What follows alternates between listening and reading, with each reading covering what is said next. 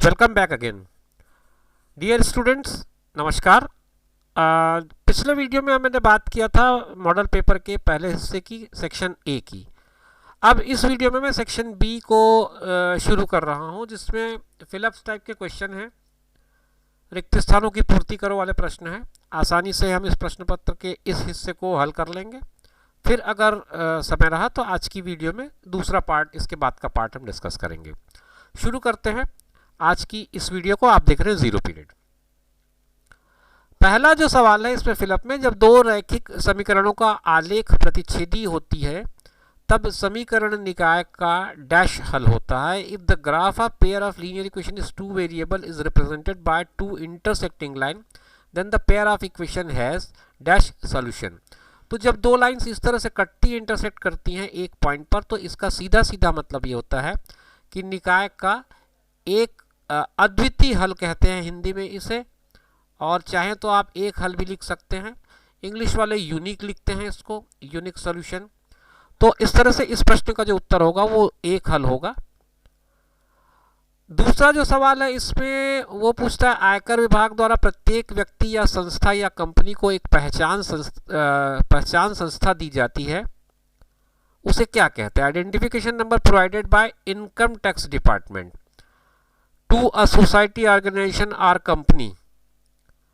व्यक्ति, संस्था या कंपनी, ये सबको जो दिया जाता है उसको हम कहते हैं पैन नंबर, जिसको PAN, परमानेंट अकाउंट नंबर कहा जाता है इसे, और उसको पैन नंबर के नाम से जाना जाता है। आगे बढ़ते हैं। इसमें 5 सवाल हैं फिलअप्स में, और हम पहुंच चुके तीसरे सवाल में। समरूप बहुभुज के संगत कोण आपस में बराबर होते हैं, आपको पता ही है। दो ट्रायंगल अगर सिमिलर हैं, समरूप हैं, तो उसके संगत कोण बराबर होते हैं। Corresponding angles of similar polygons are equal, are same, जो भी आप चाहें इसको लिख सकते हैं। किसी समांतर श्रेणी का nवां पद डैश होता है। nवां पद के लिए फार्मूला है आपके पास, an is equal to a plus n minus 1d। ये इसका फार्मूला है, आप इसको यहां पर फिलअप्स की जगह पे लिख सकते हैं।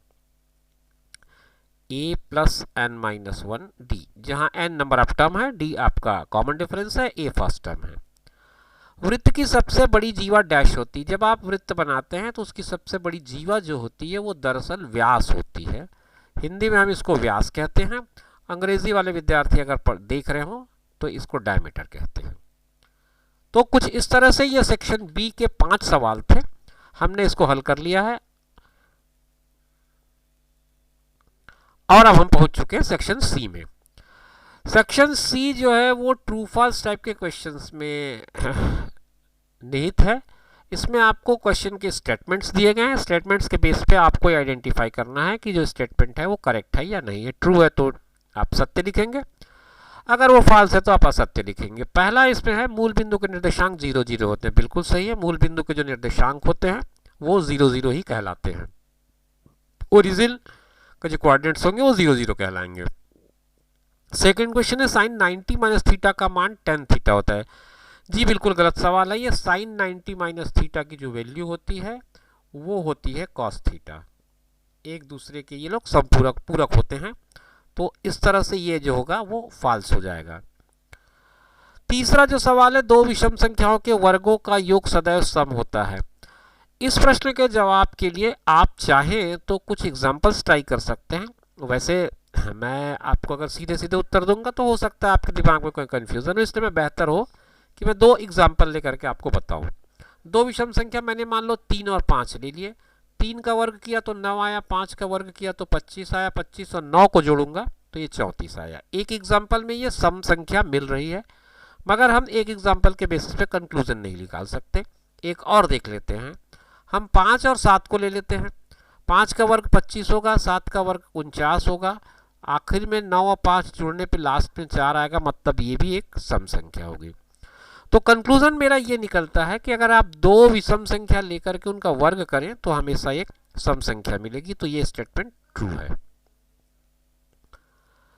आगे चलते हैं और चौथे स्टेटमेंट में आते हैं। दो समान जीवाएं वृत्त के केंद्र पर समान कोण अंतरित करती हैं। ज्यामिति का ये बहुत प्रसिद्ध प्रमेय है, आपने इसे सिद्ध भी किया होगा। ये बिल्कुल ट्रू स्टेटमेंट है।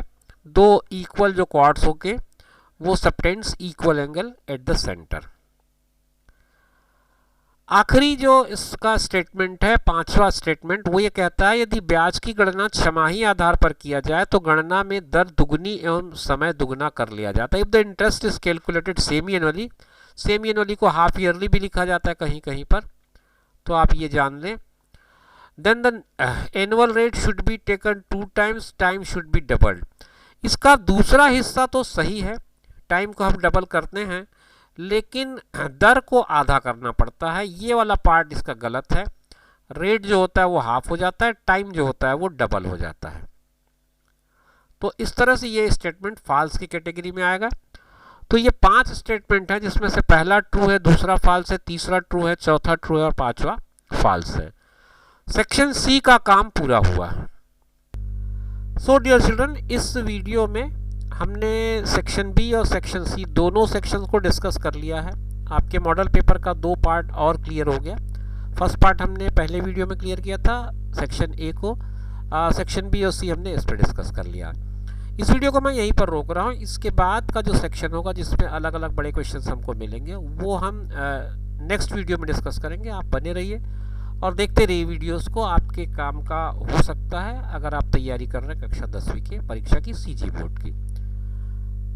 आपसे अगली वीडियो में मुलाकात का वादा लेते हुए इस वीडियो को यहीं पर विराम दे रहा हूँ।